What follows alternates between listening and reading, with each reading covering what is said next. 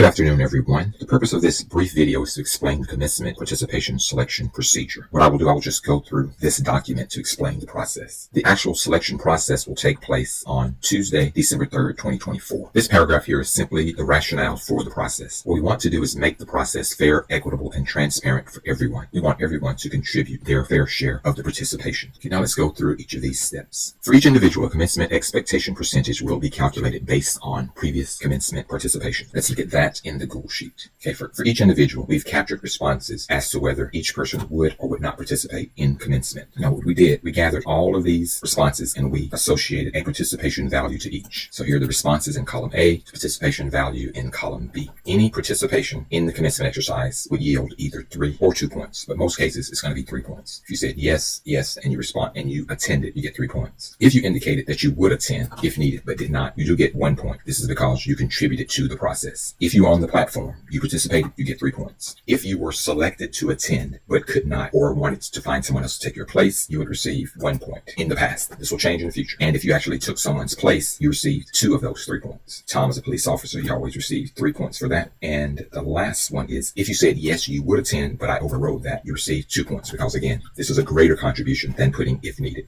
So this is where the points come from. Here is the participation calculation tab. Now for each one of these, each of the responses is indexed to that tab. So these point values are the point values that are indexed to the responses. And so all the way on the right here, for those 6 commencement exercises, we've added those points. Since there are 6, 18 points would be the maximum. Whatever percentage score you get out of 18, that gives you your commencement participation percent. So at this point, everyone has a commencement participation percent, and that's shown in column AA. Let's go back to the document. Item number 2, an individual name will be entered into the drawing pool based on the commencement expectation percentage. So let's look at that in the Google Sheet. Everyone who has at least a percentage of 0, your name goes in column A. If you have a percentage of at least 1, your name goes in column B. If you have a percentage of at least 2%, your name is also entered in column C. And then 3% all the way up to 99%. If you have a participation percentage of at least 99% or more, your name goes in column CV. This has already been explained. Item 4, certain individuals who will automatically participate in commencement, that is, the dean, chairs who wish to attend, the Gilbert Award winner, etc., will be excluded from the pool. So let's look at that. Now, at this point, everyone is included in the pool. But if we go back, we go here to exclusions. These individuals would be excluded. Hudson is no longer with us. Loretta Danner, for obvious reasons. Beverly Duke. R.T. Floyd, he's a chair who wished to participate. Audrey Hoggle would be on leave. Lucas Johnson is the Gilbert Award winner. So all of these individuals would not be included in the pool. So if we go back to participation, and now let's use that pool by putting a 1 here. Okay,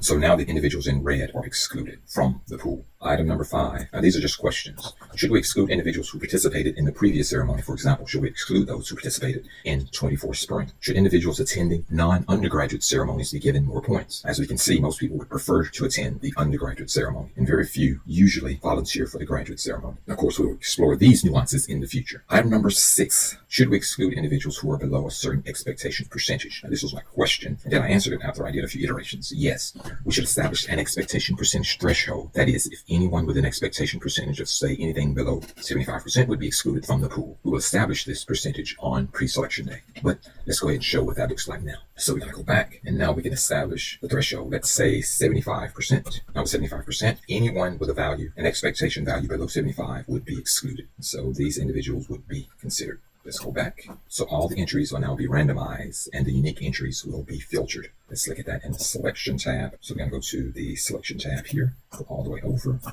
So this formula here, just go to the top. This formula, flattened pool, A12 to CD, 63. This takes all 5,200 cells. This is 5,200 cells, and it puts it into one single row. So if we go down and we look here, go all the way down.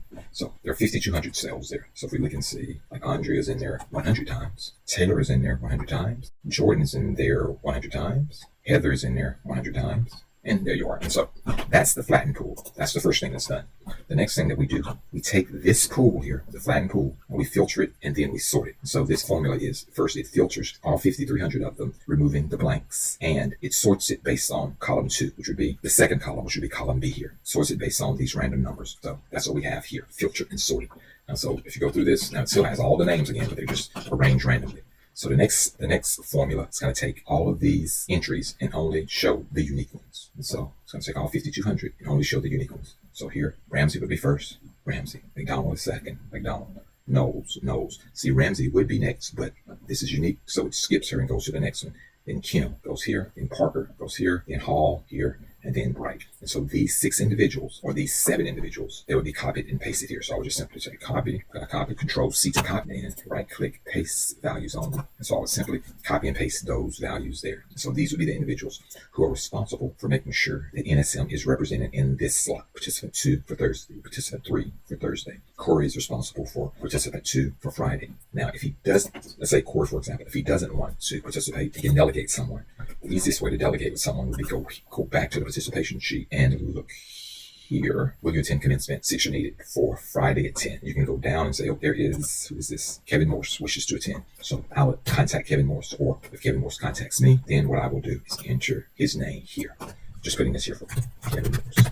Now, so what Corey and Kevin would do at this point, there are 3 points available. And so Corey could say, okay, Kevin, since you're participating and I'm not, you can get 2 of the participation points, and I'll get 1 of them. And then if you agree, now Kevin would send me an email telling me he's going to replace Corey. He's going to copy Corey on that email, also put the number of points that were negotiated. Send me that email. Then Corey is going to reply to that email, reply all, and say, I agree to this. And then at that point, I would enter that information here somewhere. I need another delegated participant. New participant by Dean. I will enter this one. And so what I will do here is this cell. I don't want anybody else to be able to enter any information here, so I'm going to protect this column. So that's how the process works. So for now, I'm going to go ahead and delete this. This will be entered by the Dean. Entered by selected. The selected individual entered this here, either themselves or the new person. Mustafa goes here, and RT goes here.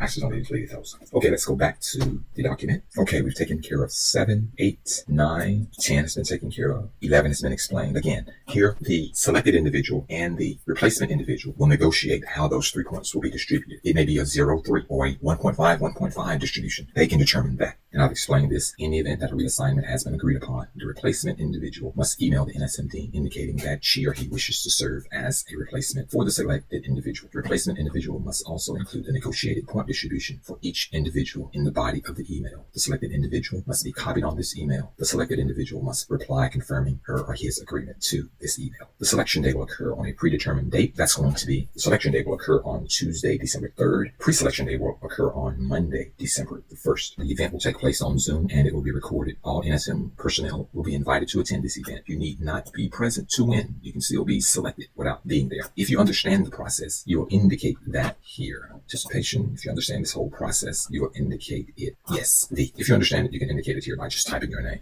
There will also be a brief explanation and demonstration of the process on selection day before we actually do the selection process. 14 entries will be randomized 5 times to determine the final order. Note, clicking the filter button will initiate a randomization. I didn't know that. I thought I had to do a sort every time, but this works better. This button will be clicked 5 times. Okay, this is how it's going to look. So we're going to go here to selection, and then just clicking this button will initiate a randomization. So if you click 1 time, it randomizes. So if it stopped here, Eddie and Andrea would be the participants at the graduate ceremony. And Jean, Josh, Corey, and Jordan would be the participants at the undergraduate ceremony. And so on selection day, I'll do this 5 times. 1, 2, 3, 4, and 5.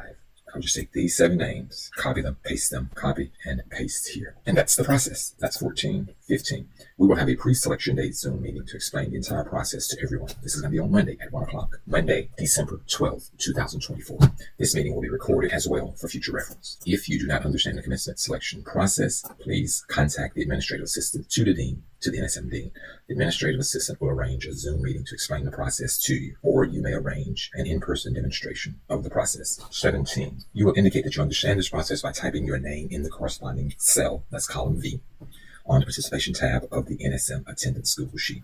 So if I go here, participation tab, go to column V, you just type your name if you understand the process. Acknowledgement of your understanding of the selection process is not a prerequisite for your selection. So you don't have to understand it to be selected. Just be aware of that. And here we have some important dates. Event on the left, date and time on the right. Pre-selection day explanation and demonstration will occur on Monday, December 2nd, 2024 at 1 p.m. Since I've explained this process, that meeting should be shorter. The commencement participation selection day, actual day, is going to be Tuesday, December 3rd, 2024 at 1 p.m. It's going to be Zoom. We'll send you a Zoom invitation. Commencement ceremony 1 will be on Thursday, December 12th at 1 p.m. Commencement ceremony 2 will take place on Friday, December 13th Oh, that's Friday the 13th at 10 a.m. And that is the process. Wow, this video took much longer than I anticipated. See you all on Monday.